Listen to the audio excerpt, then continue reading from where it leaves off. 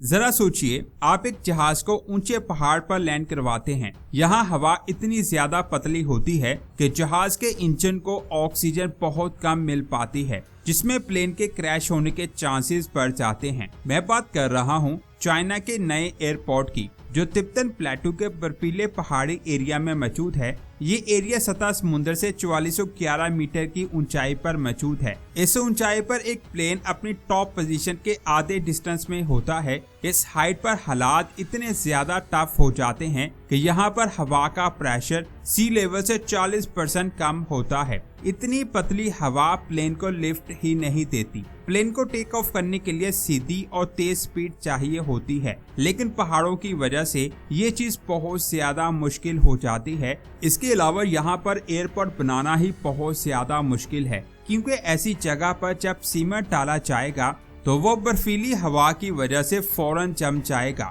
इन सारी मुश्किलात को देखते हुए ज्यादातर इंजीनियर्स का कहना था कि यहाँ पर इंटरनेशनल एयरपोर्ट बनाना नामुमकिन है, लेकिन चाइना ने यहाँ $250 मिलियन का एक एयरपोर्ट बनाकर दुनिया को हैरान कर दिया। उन्होंने एक सुनसान पत्थर को काटा और जहाजों की लैंडिंग के लिए एक रास्ता बना दिया। अब सोचने वाली बात यह है कि इतनी सख्त सर्दी में ये एयरपोर्ट अपनी सही हालत में कैसे रहता है, और इतनी ऊंचाई पर इतने टफ माहौल में ये एयरपोर्ट क्यों बनाया गया। इस एयरपोर्ट की अहमियत को जानने के लिए सबसे पहले वेस्टर्न सिचुआन के मैप को देख। बहुत अरसे तक ये जगह लोगों के लिए बंद थी, क्योंकि इस जगह के सामने बहुत मजबूत पहाड़ों की एक दीवार थी। इन पहाड़ों के दोनों साइड पर चेंगटू और डोचिंग नाम के टाउन हैं। अगर आप मैप में देखें तो ये दोनों टाउन एक दूसरे के करीब हैं, लेकिन इन दोनों टाउन के दरमियान पहाड़ों की दीवार है, जिसकी वजह से चेंगटू के लोगों को डोचिंग जाने के लिए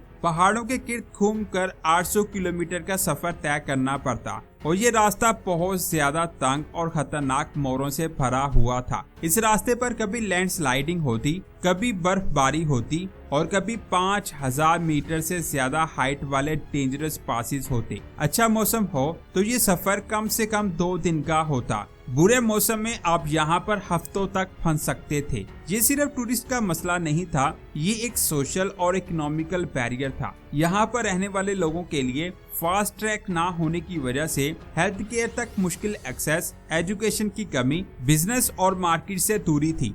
ये एरिया खूबसूरत तो था, लेकिन खतरनाक पहाड़ों की वजह से लोगों के लिए बंद था। इसीलिए चाइना की ग्रेट वेस्टर्न डेवलपमेंट स्ट्रेटजी को इस मसले का हल चाहिए था। पहले यहाँ रेलवे ट्रैक बनाने का सोचा गया, लेकिन वो एयरपोर्ट से 10 गुना महंगा और कई सालों का काम था, क्योंकि फ्रोजन और अनस्टेबल पहाड़ों में टनल्स बनाना बहुत खतरनाक था। इसलिए सिर्फ एक रास्ता बचा था, पहाड़ों के ऊपर से गुजरना। लेकिन 4411 मीटर की ऊंचाई पर पहाड़ों में एयरपोर्ट बनाना बहुत बड़ा चैलेंज था। साइंसदान का मकसद 48 घंटों के टफ रास्ते को सिर्फ 1 घंटे की फ्लाइट में बदलना था। लेकिन यहाँ असली दुश्मन ऊंचाई है। एविएशन की दुनिया में हाइट आमतौर पर पायलट की दोस्त होती है, लेकिन लैंडिंग में हाइट सबसे बड़ी प्रॉब्लम है। सी लेवल पर हवा थिक और ऑक्सीजन से भरी होती है। यही हवा विंग्स को लिफ्ट देती है, लेकिन यहाँ पर हवा 40% पतली है, जिसकी वजह से सबसे पहला नुकसान इंजन को होता है।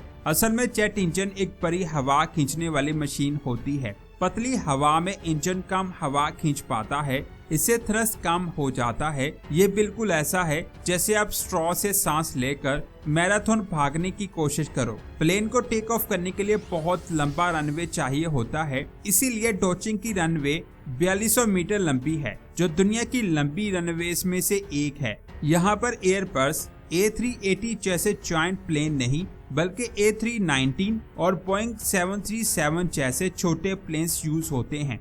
फिर भी इतने खतरनाक एरिया में लंबी रनवे जरूरी है। टेक ऑफ के लिए लैंडिंग भी बहुत ज्यादा डेंजरस है, क्योंकि पतली हवा में प्लेन आहिस्ता नहीं होता, इसलिए लैंडिंग स्पीड बहुत ज्यादा होती है, जिसकी वजह से ब्रेक्स और टायर्स पर बहुत ज्यादा प्रेशर आता है। अगर ब्रेक्स ने फौरन काम ना किया तो 4 किलोमीटर का रनवे भी कम पड़ सकता है। इसके अलावा प्लेन पूरा भरा हुआ हो तो टेक ऑफ खतरनाक हो जाता है। इसीलिए 150 सीट्स वाला प्लेन कभी कभी सिर्फ 100 मुसाफिर ले जाता है। 2011 में जब कंस्ट्रक्शन के लिए टीम यहाँ पहुंची तो सामने सिर्फ पत्थर और बर्फ थी, जिसकी वजह से नॉर्मल मशीन यहाँ काम नहीं कर पाती थी। कम ऑक्सीजन की वजह से बुलडोजर को आधी पावर मिल पाती, जिसकी वजह से स्पेशल हाई एल्टीट्यूड मशीनें मंगवाई गई जिनमें टर्बो सिस्टम्स लगाए गए ताकि वो सांस ले सके। इसके बाद मसला आया सीमेंट का। ठंड में अगर कंक्रीट जम जाए तो रनवे टूट जाता है, इसीलिए कंक्रीट को डालने के बाद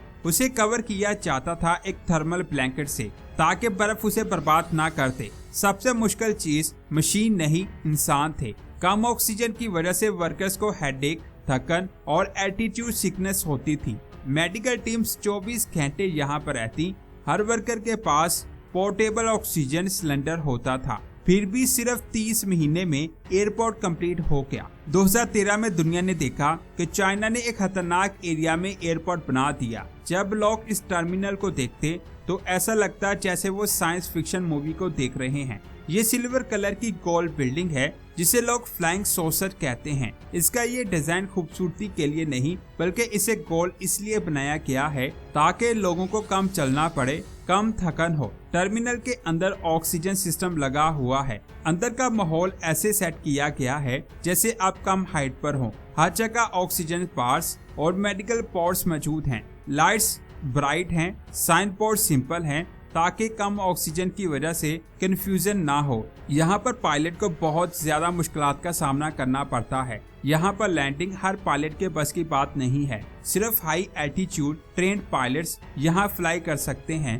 टेक ऑफ और लैंडिंग के वक्त पायलट्स ऑक्सीजन मास्क पहनते हैं। ज्यादातर फ्लाइट सुबह होती हैं क्योंकि शाम को हवा बहुत डेंजरस हो जाती है। यहाँ कोई एडवांस ऑटो लैंडिंग सिस्टम काम नहीं करता। सब कुछ पायलट की आंखों और एक्सपीरियंस पर होता है। इस एयरपोर्ट से इकोनॉमी को बूस्ट मिला, टूरिज्म बढ़ा, लोकल्स को रोजगार मिला, लेकिन लोगों के ज्यादा आने की वजह से इस एरिया में गंदगी ज्यादा बढ़ गई। ये एक एयरपोर्ट नहीं है बल्कि एक एक्सपेरिमेंट है। आपका इस एयरपोर्ट के बारे में क्या कहना है कमेंट्स करके जरूर बताएं। इसके बाद बात करते हैं, जब आप बहुत दूर सफर कर रहे हो तो आपको ये जानना बहुत जरूरी होता है कि आप किस डायरेक्शन में सफर कर रहे हैं। लेकिन कई सौ साल पहले जब कंपास की इन्वेंशन नहीं हुई थी तब डायरेक्शन को जानने के लिए कोई खास मेथड मौजूद नहीं था। इसीलिए सही डायरेक्शन को जानने के लिए चाइना में वेस्टर्न हान डायनेस्टी के एक स्कॉलर ने एक डिवाइस बनाई जिसे साउथ पॉइंटिंग चैरियोट कहा जाता है।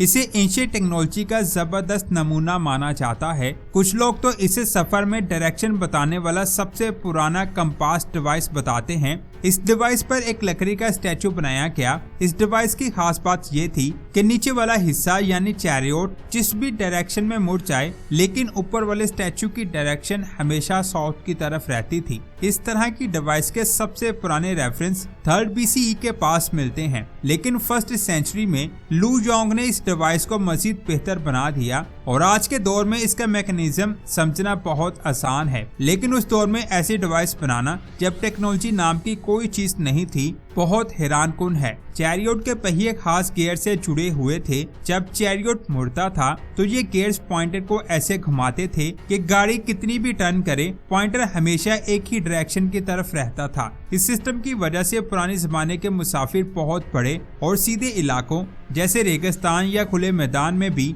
अपनी डायरेक्शन पहचान सकते थे। दिलचस्प बात यह है कि साउथ पॉइंटिंग चैरियोट में जो गियर्स इस्तेमाल हुए थे उनको बहुत एडवांस एंशिएंट टेक्नोलॉजी में शुमार किया जाता है और आज भी इन गियर्स को मौजूदा टेक्नोलॉजी में इस्तेमाल किया जाता है। यानी कई सौ साल पहले बनाई गई टेक्नोलॉजी का इस्तेमाल आज भी हो रहा है। इससे पता चलता है कि पुराने चाइनीज लोग भी इंजीनियरिंग में बहुत स्मार्ट थे। तो दोस्तों, ये थी आज की शानदार वीडियो। आपको ये वीडियो कैसी लगी कमेंट्स करके जरूर बताएं। वीडियो को लाइक और शेयर लाजमी करें। मिलते हैं एक और शानदार वीडियो में। अपना बहुत सारा ख्याल रखें। अल्लाह हाफिज।